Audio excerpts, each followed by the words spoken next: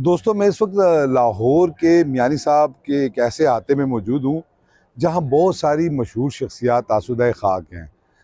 मगर मैं आज आपको एक ऐसी गुलकारा की कब्र पे ले जाना चाहता हूँ जिसका पाकिस्तान की फ़िल्मी तारीख़ में एक बहुत बड़ा नाम है, नसीम बेगम। जो कि यकीनन हर वो शख्स उनके नाम से वाकिफ़ होगा और उनसे मोहब्बत करता होगा जिसे ज़रा भी म्यूज़िक से और मौसीकी से रग़बत होगी। तो ये अहाता मौसीक़ारा है जी। यहाँ मौसीकी से ताल्लुक़ रखने वाले बहुत सारे लोगों की कब्रें हैं, दीगर लोग भी हैं, मगर मौसीकी से ताल्लुक़ रखने वाले लोगों की यहाँ कब्रों की अक्सरियत है। तो नसीम बेगम की कब्र पर चलते हैं जी। पहले थोड़ा-सा आपको कब्रिस्तान का व्यू दिखाता हूँ और उसके बाद जो है वो आपको उस कब्र पर लेकर जाता हूँ।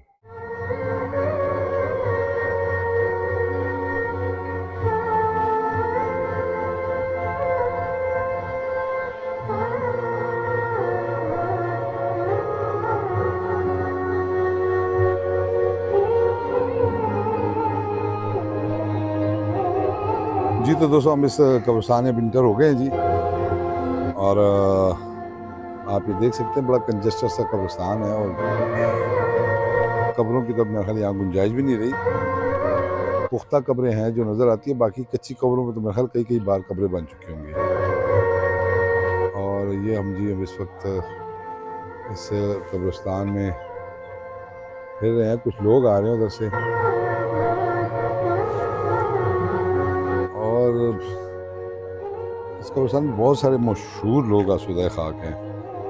पाकिस्तान की क्रिकेट की तारीख़ के एक बड़े लेजेंडरी क्रिकेटर नज़र मोहम्मद की कब्र भी इसी जगह पर है, ये आप देख सकते हैं।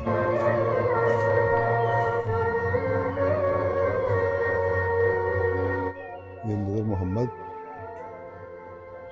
और ये उनके साथ उनकी शायद बहू हैं, रिजवाना मुबशर नज़र, और ये पीछे उनकी अहलिया की कब्र भी है। तो देखते हैं जब ये सिर्फ इसके साथ साथ अगर हम देखें तो यहाँ ये मलका काफ़ी जो शेड आपको नज़र आ रही है, मलका काफ़ी ज़ाहिदा परवीन की कब्र है जी। उसके साथ उनकी बेटी शाहिदा परवीन की कब्र है। और ये अगर आप देखें सामने तो नज़र मोहम्मद के भाई और पाकिस्तान की तारीख़ के मशहूर मौसीक़ार फ़िरोज़ निज़ामी की कब्र है। नज़र मोहम्मद और मुदस्सर नज़र के ख़ानदान की जो है वो बहुत बड़ी तादाद जो है वो दफन है। नज़र मोहम्मद साहब और उनके भाई, उनकी भाभियाँ, उनके बच्चे, बीवियाँ, बहुत सारे लोग यहाँ दफन हैं। हम जा रहे हैं जी नसीम बेगम की कब्र की तरफ। बड़ी आला गुलकारा थी जी वो, छोटी सी उम्र पाई उन्होंने, लेकिन जितनी भी उम्र थी 12 जी उन्होंने उसमें पूरी दुनिया में अपना नाम कमाया।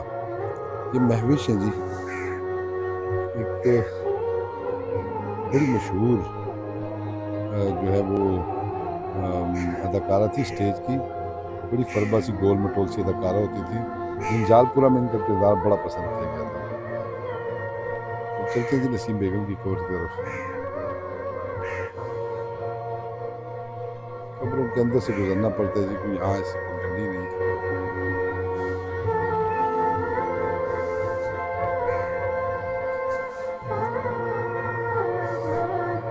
और ये है जी मोहतरमा नसीम बेगम की आखिरी आरामगाह, नसीम बेगम दुख्तर माई बुद्धा अमृतसर वाली, ये उनकी कब्र है जी। उनके साथ उनकी दो बेटियां सिद्रा और बुशरा की कब्रें भी हैं। ये देखिए, किसी वक्त में इस कब्र का बड़ा बुरा असर था, ये बिल्कुल ज़मीन बोझ हो चुकी थी। असल जो संगमरमर की कब्र है वो इस वक्त ज़मीन के अंदर ही है। इसके ऊपर जो है वो कब्र बनाई गई है और उसको जो है एक छोटा सा स्ट्रक्चर बना के कब्र की शक्ल दी गई है, वरना पहले तो बिल्कुल फ्लैट हो चुकी थी।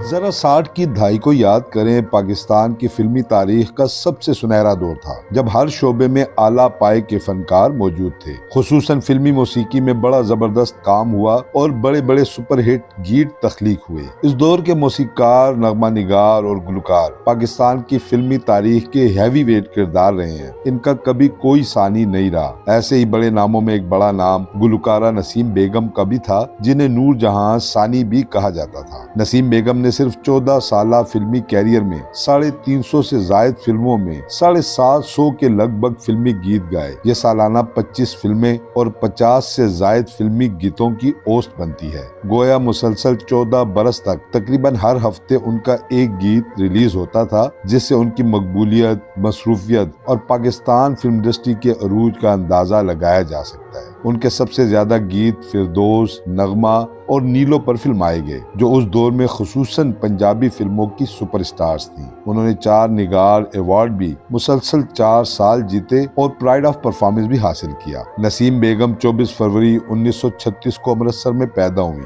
बरसगीर की तकसीम के बाद उनका खानदान हिंदुस्तान से लाहौर मुंतकिल हो गया। नसीम बेगम को बचपन से ही गाने का शौक था। वालिदैन से हौसला पाकर वो 9 उम्री में ही गुलकारा फरीदा खानम की बड़ी बहन मुख्तार बेगम से क्लासिकल मौसीकी की तालीम हासिल करने गई। इकबाल बानो भी उसी दौर में मुख्तार बेगम की शागिर्द थी, लेकिन नसीम बेगम फितरी सलाहियत, मेहनत और लगन से फिल्मी गायकी में उन पर सबकत ले गई और क्लासिकल मौसीकी और रागदारी में भी अरूज हासिल किया। 1950 में उनसे फिल्म गुड्डा गुड्डी के गीत गवाए गए, लेकिन लोगों से नसीम बेगम का तारुफ जिस गीत से हुआ वो फिल्म बेगुनाह का था, जिसे मौसीकार शहरियार ने खुद लिखा और कंपोज भी किया। इस गाने की खास खूबी यह है कि लफ्ज प्यार को मुर्कियों से सजाकर अदा किया गया। इस गीत के बोल ये थे, नैनों में जल भर आए, रूठ गया मोरा प्यार। नसीम बेगम की आवाज मलका तरन्नुम नूर जहां से काफी मिलती थी। इस मुशाबहत को महसूस करते हुए मौसीकार रशीद अत्रे ने फिल्म नींद के 2 नगमात में नूर जहान और नसीम बेगम की आवाजों को यकजा किया, लेकिन इसके बाद दोनों के माबैन न जाने क्यों खलीज हायल हो गई और फिर ये 2 सुरीली आवाजें कभी भी किसी गीत में इकट्ठी नजर न आई, मगर दोनों संगीत पर राज करती रही और भारतीय प्लेबैक सिंगर्स बहनों लता और आशा का डटकर मुकाबला करती रही। नसीम बेगम के अरूज का जमाना 1955 से 1964 तक का था। इस दौरान उनकी शादी लाहौर के मारूफ पब्लिशर दीन मोहम्मद से हो गई और उनके 3 बेटे और 3 बेटियां पैदा हुई। नसीम बेगम को पहला ब्रेक थ्रू मौसीकार ए हमीद ने SM यूसुफ की फिल्म सहेली से दिलाया, जिसके सारे गीत नसीम बेगम ने गाए, जो बहुत मकबूल हुए। हम भूल गए हर बात मगर तेरा प्यार नहीं भूले, कहीं 2 दिल जो मिल जाते, बिगड़ता क्या जमाने का। 1962 में इसी टीम की फिल्म औलाद के गीत, जिनकी मौसीकी ए हमीद ने दी, नसीम बेगम को फिल्मी कैरियर के कमाल पर ले गए। तुम मिले प्यार मिला अब कोई अरमान नहीं। इसी साल रियाज शाहिद ने फिल्म शहीद तख्लीक की, जिसके नगमात नसीम बेगम ने गाए और बेहद मकबूल हुए। उस बेवफा का शहर है और हम हैं दोस्तों और हबीबे हैया हैया का गीत तो आज एक ज़रबुल मिसल की हैसियत इख्तियार कर चुका है। नसीम बेगम ने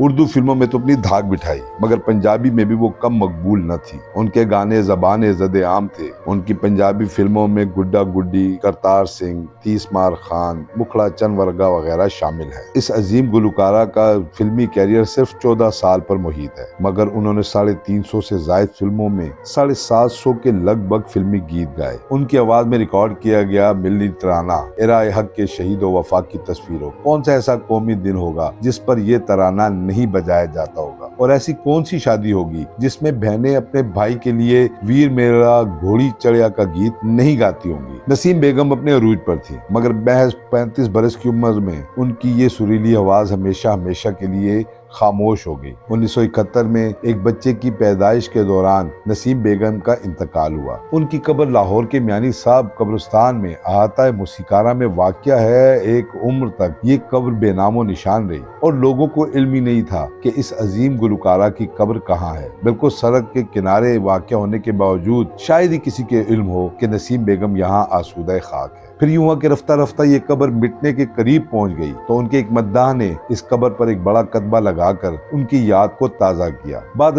एक रोड शो के प्लेटफॉर्म से 2-3 मरतबा मैंने इसके लिए आवाज़ उठाई, तो अब उनके लवाहिकीन को ये ख्याल आया और उन्होंने इस कब्र की जो पुराना तावीज़ है उसके ऊपर ही मिट्टी डालकर कब्र की एक स्ट्रक्चर जो है वो तामीर कर दिया। होना तो ये चाहिए था कि इस अजीम गुलकारा की कब्र भी उनके शाया निशान होनी चाहिए थी, मगर बहरहाल जी इतना भी बहुत है कि उनको याद तो किया गया। हमारी दुआ है कि अल्लाह पाक नसीम बेगम समेत तमाम मुर्मीन की मग़फ़िरत फरमाए।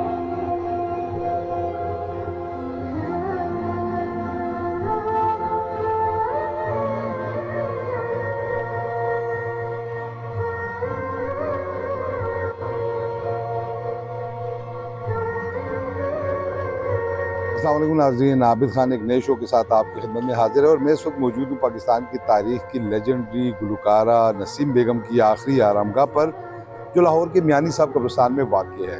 एराए हक के शहीदों वफाक की तस्वीरों, ऐसा कौन सा कौमी दिन होगा जिस पर यह तराना नहीं बजाया जाता होगा। और वीर मेरा घोड़ी चढ़िया, वो कौन सी शादी होगी जिसमें बहनें अपनी भाई की शादी पर ये गीत नहीं गाती होंगी। ये दोनों गीत और इस जैसे बेशुमार लाफानी और सुरीले गीत नसीम बेगम ने ही गाए। दो के तबई तौर पर तो नसीम बेगम ने कम उम्र पाई, सिर्फ 34 बरस की उम्र में वो इस दुनिया से रुखसत हुई, मगर उनके जो फ़न की उम्र है यकीनन वो सदियों पर फैली हुई है। और जब जब सुरीले गुलकारों का जिक्र होगा, यह जिक्र नसीम बेगम के बगैर नामुकम्मल रहेगा। नसीम बेगम 1936 में अमृतसर में पैदा हुई, पाकिस्तान बनने के बाद यहाँ चली आईं और यहाँ आकर उन्होंने अपनी गुलकारी का आगाज़ किया। बेशुमार मकबूल आम जो है वो नग़मात उन्होंने गाए और 1971 में एक डिलीवरी केस के दौरान जो है वो उनका इंतकाल हुआ। हमारी तो ये दुआ है कि अल्लाह पाक इस अजीम गुलकारा समेत तमाम मुर्मीन की मग़फ़िरत फरमाए।